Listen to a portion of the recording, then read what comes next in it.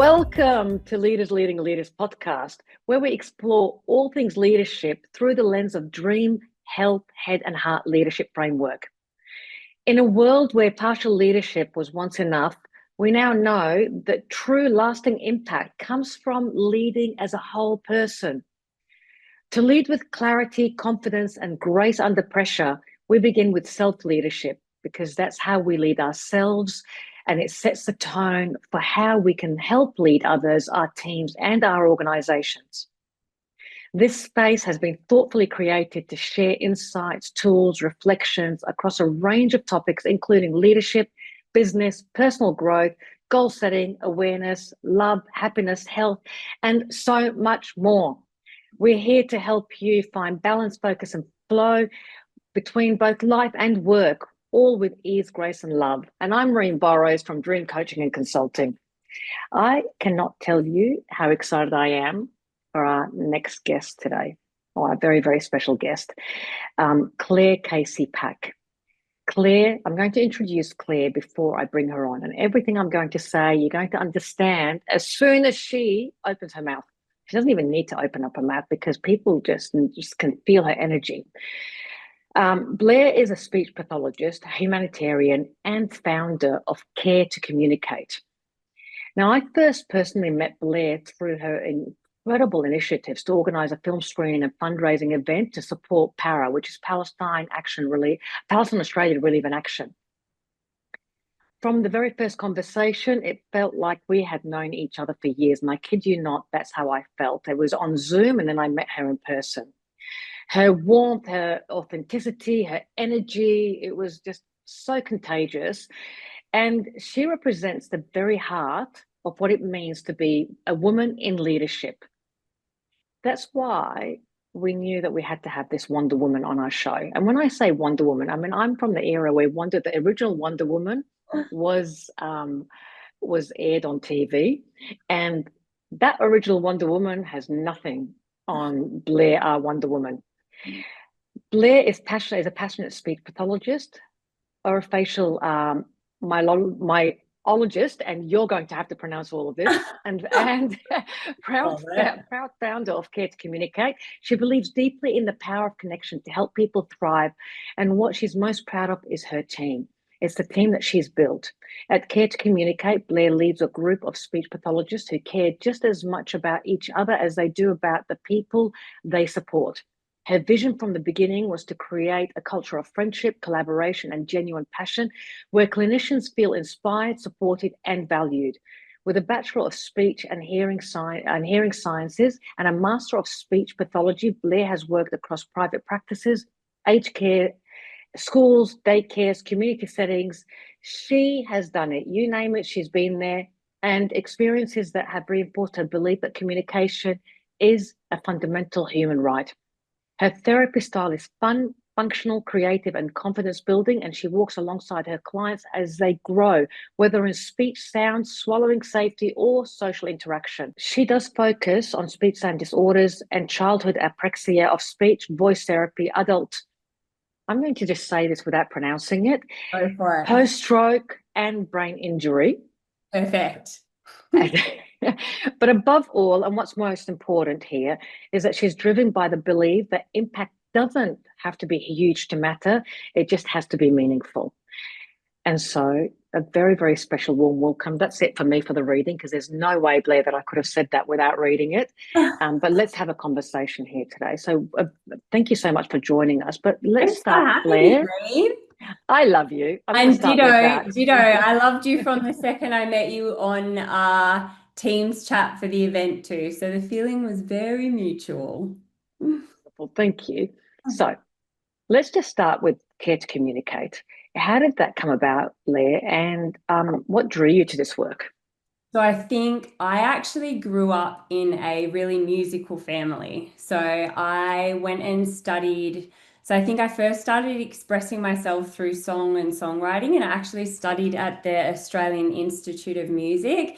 And I think it was there that it really hit me that I think I was given a gift of a voice, and I just wanted to help others find theirs. So I think that's probably what really drew me to it. And sometimes that was through spoken words, gestures, facial expressions, or tone. And then so I went on to do a bachelor and a master's in speech pathology. And from the second I started working in the industry, it just felt like that's where I was supposed to be. And so I worked across, like you said, many different settings, daycares, preschools, schools, aged care facilities. And I realized that working out in community, in spaces where people felt comfortable, is where there was so much connection to my clients and families. And I think working in community also gave me visibility to other clinicians and clinics. And sometimes I felt like that connection and warmth were missing. So I thought, I'm going to do this differently. And that's kind of how Care to Communicate started. And I wanted to build a team and culture that felt collaborative and about genuine connection and friendship with my team. And I wanted the therapists to feel supported and inspired. And honestly, they inspire me every day. And I think bringing that to our clients and our families so that they felt that connection and warmth is where it all sort of came from. Yeah, that's so beautiful. And the reason why we have leaders leading leaders is that we can showcase the work that people do in business that can from the outside in look like it's very easy. I don't know how many times I've also heard people where they think that everything, for example, comes easy to me. And that it happens by chance. And I don't mean it in a negative way, but we can actually make things look easy. But let's have a look at really all the work that it takes to get to where you are, and what does it really mean to build a career and a business. Do you have any defining moments in your career and in your business?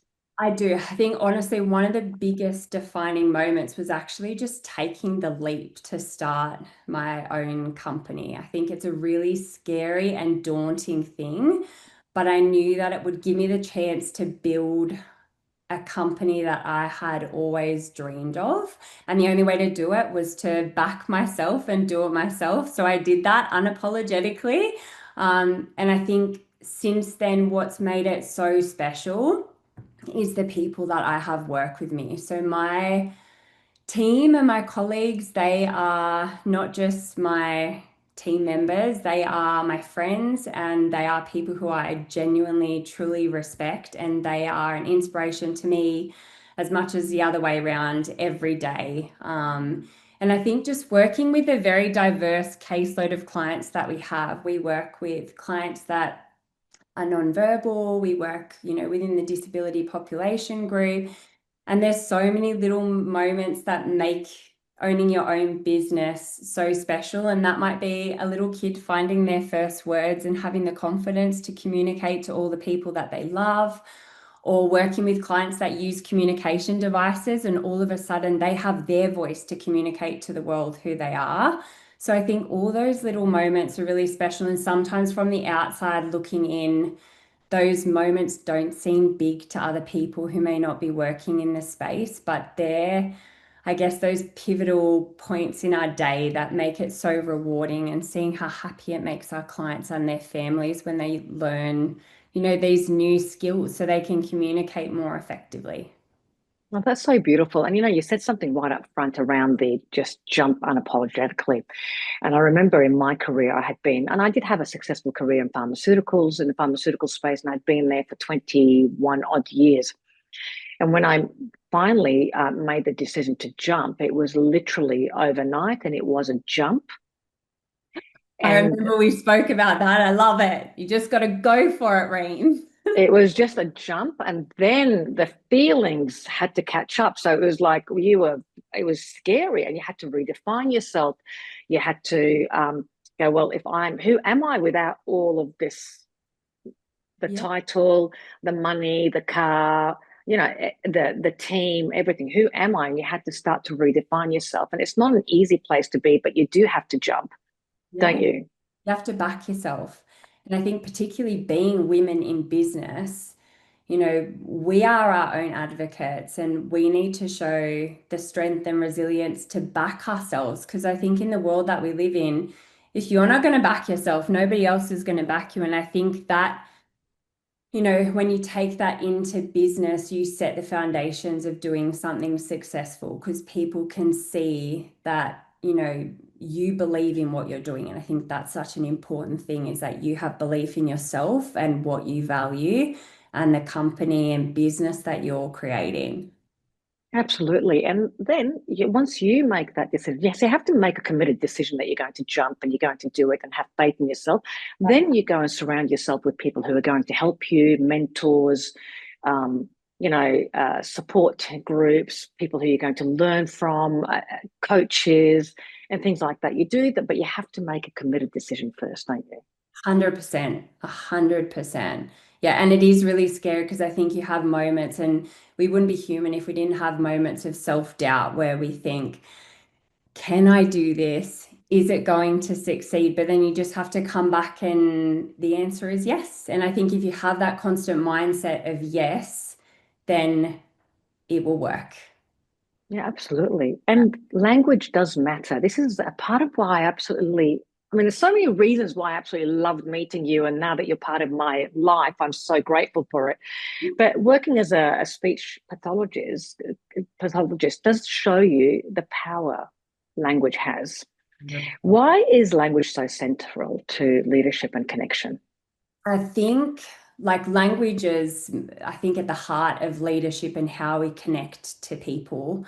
And leadership isn't just about giving direction. I think it's about making people feel seen and heard and valued. And it all comes back to, I guess, communication. So as a speech pathologist, I see and use language every day, and it's not just words, it's expression, it's gesture, its presence. And I think the entire world is actually starting to understand that language is even silence in the worst possible way. And leaders can use language really thoughtfully. And I think a lot of that is listening to the people you work with. It's encouraging somebody, it's giving clear direction. And I think that's what builds the trust and connection with your team and with the people that you work with. And for me, I think true leadership is bringing people along with you. So I think that's the most important part. And I think language is the bridge that helps you make that connection with people. Yeah, no, absolutely. And I'm such a stickler for language and every single word that's used. And part of it is because this is the way I've been trained from a sales perspective and also from a leadership perspective. But the language that you use can reflect of how you're thinking about yourself internally. So we have got to be really mindful. You know how they say you've got 60 to 90,000 thoughts per day, and Yeah, 95%. that self-dialogue. We talk to ourselves more than anybody else will ever speak to us. So I think that's super important. Exactly.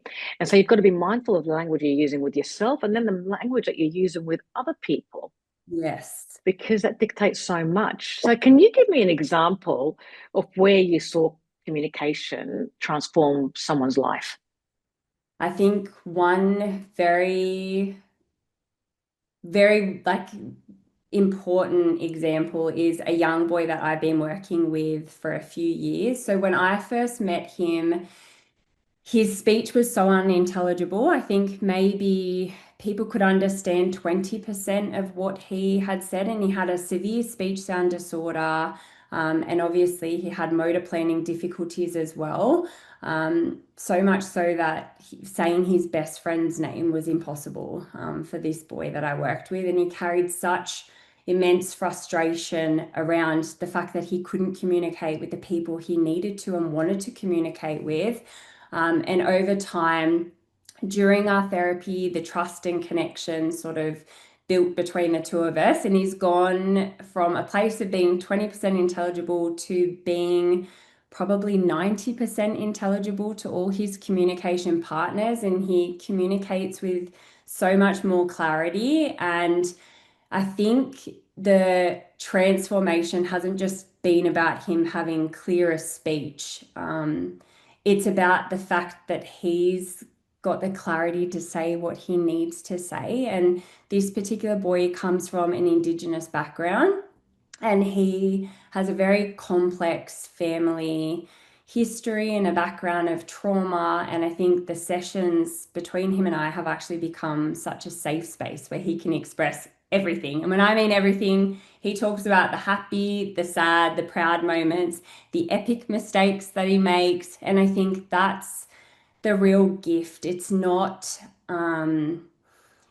just giving him the clearest speech, it's the fact that he's able to have a means of communicating everything that he wants to say. And that's the power of communications. It's not just speech sounds, it's not just the tone of our voice or our vocal quality, it's someone's ability to share who they are with the world. And I think so he's been such an important example of how communication has such a significant impact on someone's life. That must really give you insights to so many diverse groups out there, because expression, what I'm hearing is that expression is very important, and expression through communication, just the things that we take for granted, is critically important for self-confidence, for connectiveness, for making people feel like they belong, that belonging. It's belonging in community too. I think the way that we express ourselves gives us that attachment to identity and community. And without those communication means, and like I said, sometimes that's not verbal, sometimes that can be, through gesture or facial expression or, utilizing a communication device for people to speak. But it's just so important for people's identity and to give them a way that they can tell the world and show the world who they are and who they want to be in it. I think that's why it's so important. Yeah, absolutely. And I thank you for sharing that. And just a little bit off, it's not off topic, but you have an incredible ability to have presence. Like when you walk into a room, there's no way that people can't feel you walking into a room, but Thanks, in such a Ray. positive way. Like we all just want to run up to you and hug you. So I want to understand, I mean, for people who are viewing, how much of that is just it comes naturally, or how much of that is being consciously aware of communication, as a result of that, you start to understand what impact you can have on people in a positive way. Having executive presence, how important is it? And from your perspective, have you actually worked on it, or does it just come naturally to you?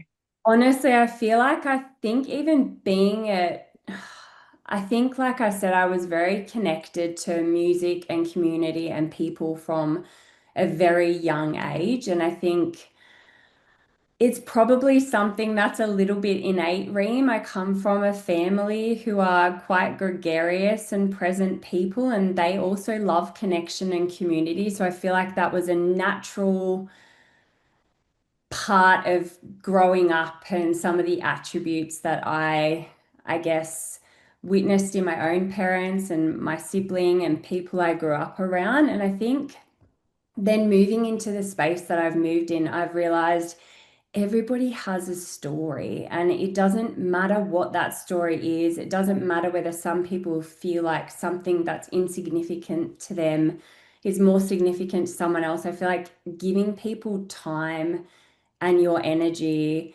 and giving them that presence to allow them to get to know you and you to get to know them. Like some of the most beautiful experiences in my life have come out of just giving people space and connection. And that's how you meet new people, new incredible people. That's how we met, and I think, like you said, I've always been quite bold. I think that was a word mum and dad used to describe me a lot. And as a kid, it was bold, and I'm not sure whether the boldness was always, maybe it gave them gray hairs, but I think being bold has always meant I feel confident in trusting my gut and getting to know people and building community.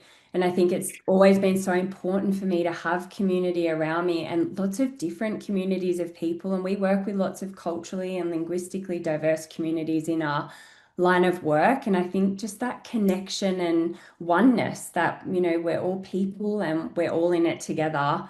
That's kind of what helps me stay present, because that's really important for me to have that, to continue to find that, and to be a part of it. No, absolutely. And from observation, and because again, we focus on this, especially in like the women in leadership programs and executive programs. Um, when, for example, you walked into the room and you notice immediately it's one of warmth, It's one of strength, confidence, but with humility. Yeah.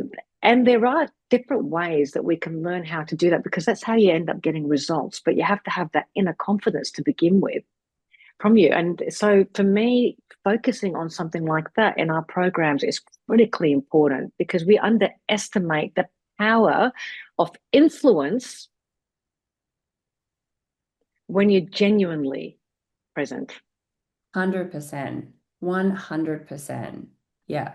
No, I'm so glad you're focusing on that, because I think sometimes, like you said, I think in business owners too, you can get on the rat wheel of just policies and procedures and, the way that we need to execute and get things done, in a day. But I think that sense of centeredness and presence really allows for you to see your business even from a macro perspective and what your business needs at the time, what it's lacking, what value set you need to kind of inject in it to make it successful, and for it to also embody a culture that you love. Because when we love something and when it matches our value set, we do better at it.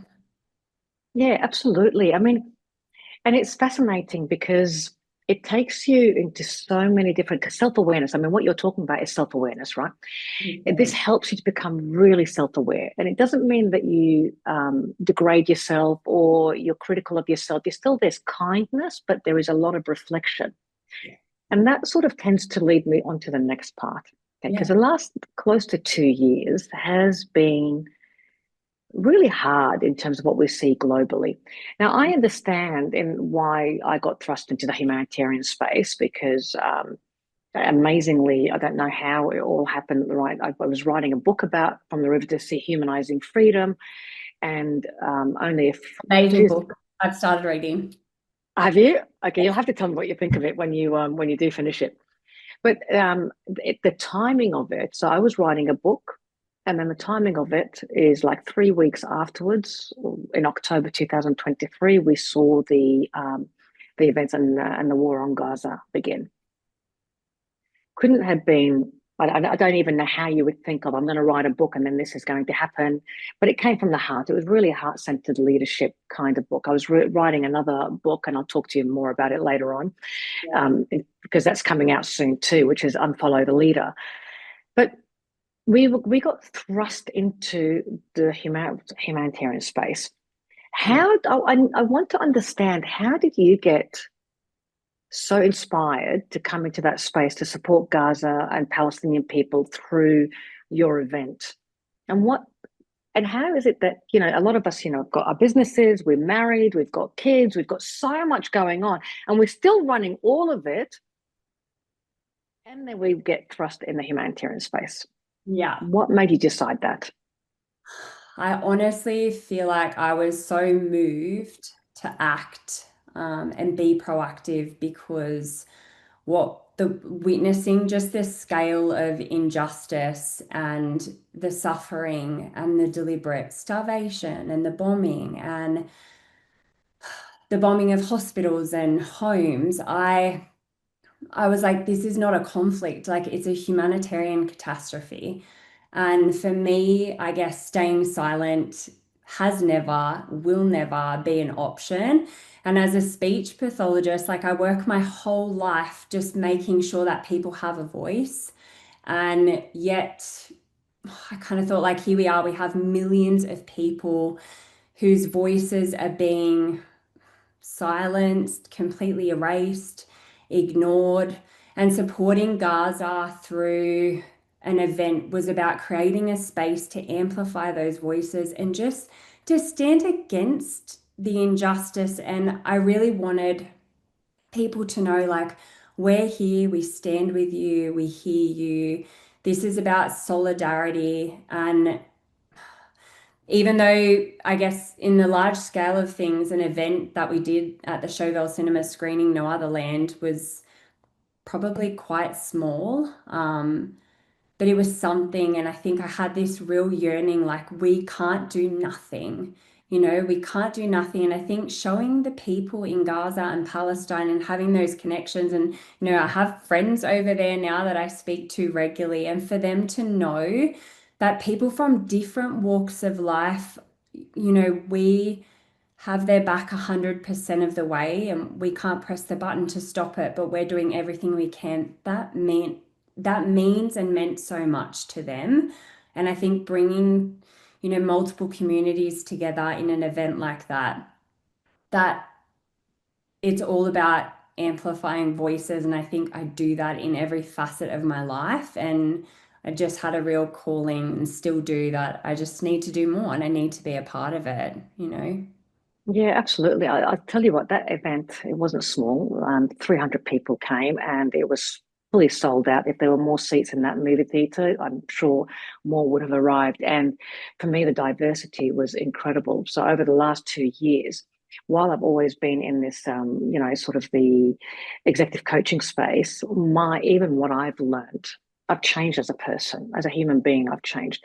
We've seen the darkest of dark times, but also the most beautiful of times in terms of people who we've met. I can say that I've forged probably the best friendships in the last 2 years. It's almost and these amazing, incredible people with an incredible skill set. We've all come together Yeah. and found each other. Yeah. If I can say, if there's one thing that's come out of it, is that we have found each other, and it's a beautiful space to be in. So, do you see your profession and humanitarian roles as separate, or are they deeply connected? Because this is one thing that we all grapple with. Do you run your business and then it's separate to the humanitarian? What happens? No, I think they are very much deeply connected. So I think my professional work is about human dignity. So helping people communicate, participate, be understood, and my humanitarian work comes from exactly the same place. And I think when I see children in Gaza denied things like food, shelter, safety, just denied the chance to have a normal childhood and to grow up and thrive. Um, Sorry, Ray. It actually just feels like the deepest violation of like all of the values that I hold as a therapist, as a mum, as a leader. And I just think I'll do anything I can to make sure I use my platforms to just push back against the silence and oppression that the people in Gaza and Palestinian people are experiencing on the daily. And I think that's the least that I can do. And so for me, the work I do day to day and the humanitarian work, I feel they're not separate at all. I think they're very much connected and they're about connection, humanity, and just refusing to not look away when other people are suffering.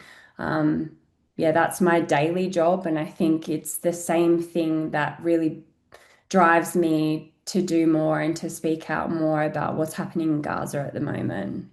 Oh, that's beautiful, and thank you for all that you do. And I think part of it is around how much better we become as people as well, because this is true heart-centered leadership. Yeah. It's never looking away. It's doing the hard things, but it's communicating it in the right way with love, Yeah. with compassion, with empathy, with understanding that you can't differentiate between one person or the other. Freedom is the basic right of every single human being on earth. 100%. Yeah, 100%. So, and we can honestly say that it hasn't been an easy space to be in. No, no, definitely not. And I think just witnessing it on the scale that we're currently witnessing it and it being live streamed, it's a lot of consumption of like absolute atrocities and sadness. And I think you also have feelings of hopelessness when we can see world leaders just not doing their part. So I think us everyday people, I think it's our voices that need to be amplified. And I think all of us coming together for marches and acting in solidarity like that is just so powerful. So I just think we keep on keep going on, right? Yeah, absolutely. And it is about creating momentum and focusing on what it is that we want. And just like, and we can create what we want, and we can channel all our deep feelings and create beautiful things despite the horrors that we're seeing. And this isn't every part of our life for people here in Australia, for people overseas. We just have to believe that. That's all. Yeah, for sure. And, you know, a lot of people, I mean, if we go into the, you know, the possibilities and things like that, a lot of people right now are feeling quite overwhelmed, and they may not even know why they're feeling overwhelmed, even if they're not in the humanitarian space, because there is a sense of something's going on, but we don't know what it is, even if you don't know really what it is, right? And you do wear a lot of hats. You're a businesswoman, you're a wife, a mother, a daughter, a friend, a humanitarian. There's a lot more to you than just even that. From your perspective, is it possible to have it all? And what does that even look like for you? I think for a while I thought having it all meant excelling at every single role that I took on, and that was a mum, a wife, a businesswoman, a daughter, a friend, a teammate, humanitarian. But I think when I worked with a business and life coach that I had, Chris Walker, who sadly passed away a few months ago, he really helped me shift my perspective, and he taught me you can have it all, but you cannot have it all at once. And some cups will be fuller than others, and that's not failure. And I think that's just understanding that that's how life works. And my kids really helped me with that lesson, because I think they've taught me that they don't need me to be perfect. They just need me to be present. And I think that's kind of true of every role that I play. Some days I'm pouring my heart and soul into being a mum. Some days I'm pouring it into being a businesswoman. Some days I'm pouring it into humanitarian work. And it all just manages to, I guess, balance out over time. And I think what keeps me really motivated is that my kids are watching and learning, and they're seeing that we show up for the people that we love, and life is messy and imperfect sometimes. And my life most days is absolute organized chaos, and that's okay. But I think Chris's words just remind me that I don't have to keep every cup full all the time. I think what's super important is that we pour with intention. And for me, that always comes back to my value set, and that's always going to be connection, justice, and love, which is why I think everything is just so intertwined with all the hats that I guess I wear on the daily. Absolutely. And even at Dream, we have this exact same tagline is you can't have it all, you just can't have it all at once. So Yeah. then it's a matter of prioritization, having a look at, first of all, and most importantly, what is it that you really want? That's Yeah. number one, because most people don't even have clarity of what it is that they want. And the second, what values are you going to live by? Because the values help you to make decisions. If you don't choose the values, how do you make the right decisions? And then otherwise life will happen to you, and you relinquish your control to outside circumstances. And I, 100%.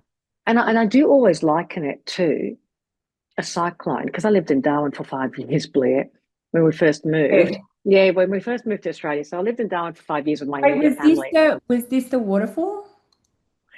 That is where the waterfall happened. Yes, the incident of the waterfall, the near-death experience. Very good. You read it, huh? Yeah. Oh, I've only just started. I don't share it with many people, but our first cyclone in Darwin, we went into the shelter because our house was on stilts, right? We went into the shelter, and I looked up. There was a bit of a break, and I couldn't see anything. Everything was fine. It was sunny. It was blue skies. It was unbelievable. And I just said to my mum, "There is no cycle. Why don't we go outside?" And she said to me, "Reen, we're in the eye of the cyclone." And in the eye of the cyclone, there's absolute calmness. And that I never, ever, ever forgot that. The question now remains is, regardless to what happens around you, and it is, the circumstances right now are huge and it's messy, as you said. It's how do you keep yourself in the eye of the cyclone so you can achieve what it is that you want? Because you can still, in organized chaos, in circumstances beyond your control, during grief, in a whole host of different circumstances, still continue to create what it is that you want, if you can work out exactly with clarity what it is that you want, and then what values you're going to live by. Yeah, 100%. And it knows that sounds simple, but because of the way our prehistoric brain works, we need accountability and we need people who can help us through it as well.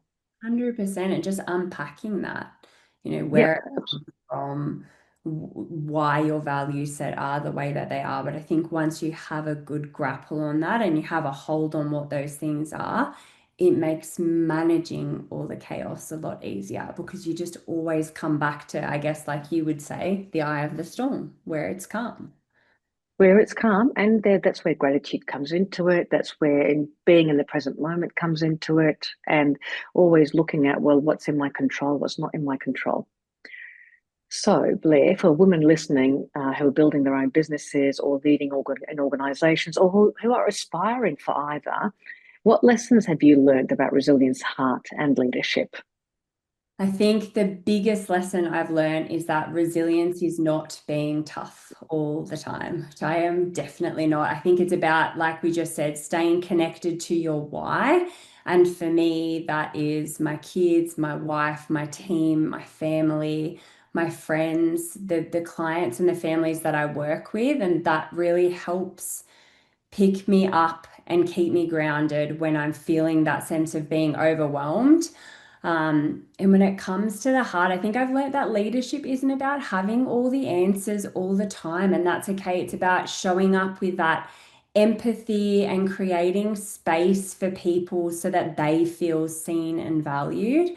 And some of the best leadership moments I've had is honestly just simply listening to the people that I work with, celebrating and cheering them on for their big wins, and sometimes admitting that I don't have all the answers. Like, I'm so lucky to have such an amazing team of women who genuinely inspire me too. And sometimes that's collaboration and, working with the skill sets that other people have where we can come up with ideas together. And sometimes they've been the most beautiful, profound moments of business development have come when I have lent on other people's ideas, and what they bring to the table. And I think the leadership more broadly, I've realized that, and I think I've always known this, and I've never really led by being on top. I think it's about walking beside the people that you're in business with. And I guess leaders that inspire me the most are the people who do that, where they bring others along with them and instead of standing above them. So I think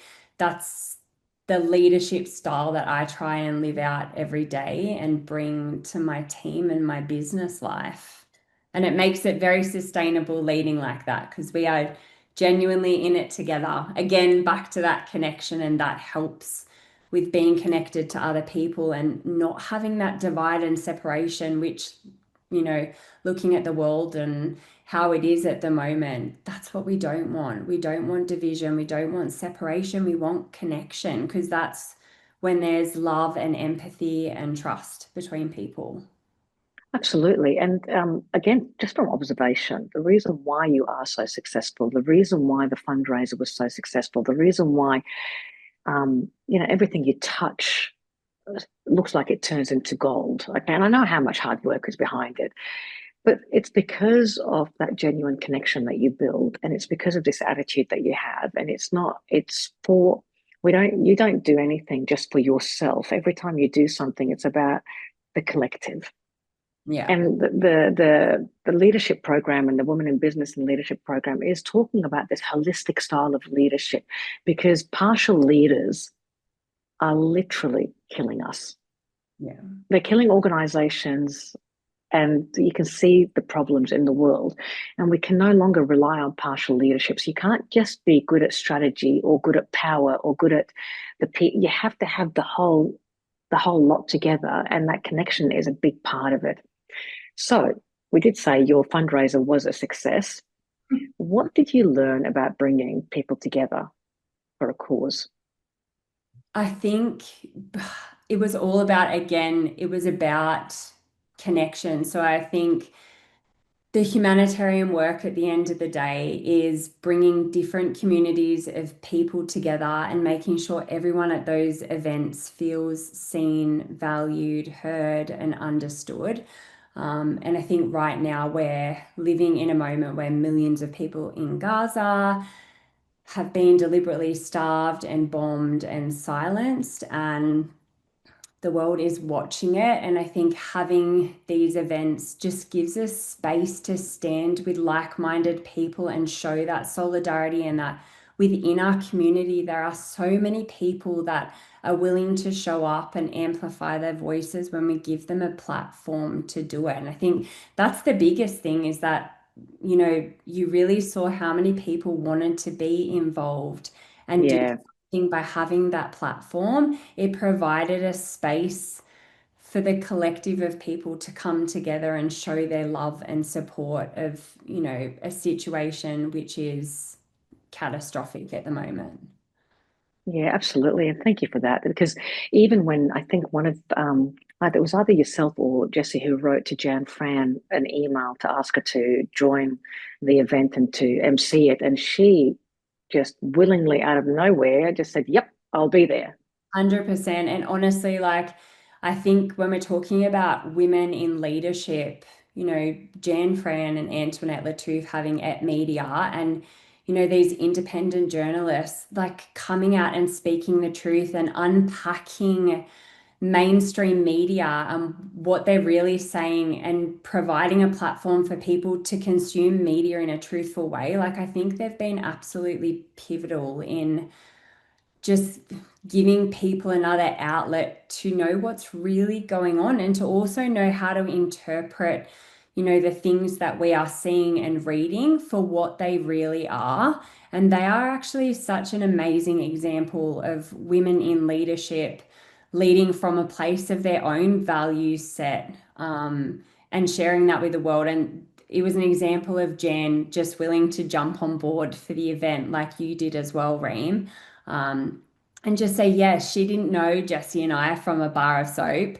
It was a DM that turned into I'm on board, and I think that's what's so beautiful about having these fundraising events, is you really see it doesn't matter who people are, what status they have, that they are really willing to do whatever it takes to help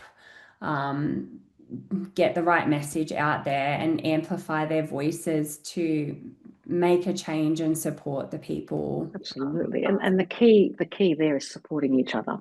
Yeah. And women supporting women, for all of us to be successful. It's not just about the individual. So you have to put your ego to the side. Yeah, we all have to work on that. And then give, knowing full well that you will receive. You don't have any expectation of receiving, but that's just the way the cycle works. 100%. So, Blair, what's next for you at Care to Communicate? I think, for me, connection is everything. So at the end of the day, leadership, therapy, and community will continue to underpin everything that we do. And I think it's impossible for me to sort of separate my professional values from my humanitarian work at the moment. So I feel like I'll continue to fight for my clients to have a voice, and I'll also continue to speak out and use whatever platforms I have to speak out for the people of Gaza and amplify their voices. So yeah, and I think we've hopefully got an upcoming fundraising event at the Enmore Theatre. So more to be confirmed on that. And that will also be a way to sort of just shine some light on Palestinian culture and resilience and humanity, and bring a different group of people together. Because Yeah, I'm so looking forward to that. That's going to be a big one. and honestly, I just think at the moment, silence shouldn't be an option for anyone when we are facing a genocide. And whether people are speaking out, sharing the truth on social media, coming to events, just refusing to look away, I think even the smallest acts of solidarity is what I've realized, they can have such a powerful impact and ripple effect when we are all sort of doing our bit. And I think as a mum and therapist, I understand the importance of, that voices matter. And I think for anyone listening to your podcast today, the people in Gaza and the Palestinian people, they need our voices now more than ever. And I think that's the biggest take home message from everything I do and everything I feel like the world should be doing at the moment, then that's where we're at. Yeah, I think that's so beautiful. What a beautiful way to sort of wrap things up, because ultimately what we're talking about is humanity, and you can't separate your leadership from what you do day to day from that, because we all have a role to play. And it's really been quite touching. Your journey has been incredible, and your insights today have been incredible. For us, what it is about finding like-minded people who are going to help you on the journey, because once you do connect, it's incredible what you learn about yourself and how much better you become from a, it's funny because you just, when you think you can't love anymore, your heart grows and you do end up being able to love even more and more deeply, Yeah. Despite the circumstances. And that's taught me a lot. And you've reminded us that leadership is about heart, courage, and using your voice to create change, whether it's in business, in our communities, or across the globe. Your voice, each person's voice matters. The first step is you have to know exactly what you want with the values. You've said that a number of times. It's like, what values are going to drive your business and your life, and that's been critical. Yeah. Now, first of all, to our listeners, if there's one takeaway from this conversation, is that it's leadership doesn't have to be complicated. It begins with showing up as your genuine self. I mean, you always show up there as yourself, and it's incredible self, and it's so powerful. And I love you to bits because you've got so much compassion and purpose, and it's so infectious.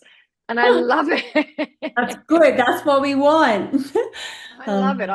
I'm taking that and I'm just putting it Bottle into it Dream, up. into my cells, and bottling it up, and we're using more of it. But to the listener, if you have enjoyed today's episode, please don't forget to subscribe and share. And you can stay connected with us via dream.com.au. If I'm going to share all of Blair's also handles, so that if there's anything that you need from Care to Communicate, she will have an open heart for you, her and her team. So just contact her.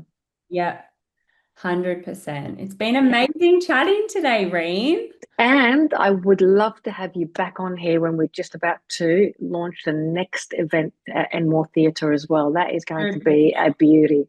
I will be back. Love your work, my friend. Oh, I love you to pieces, Reem. Thanks for having me today. No, thank you. And we will be in touch.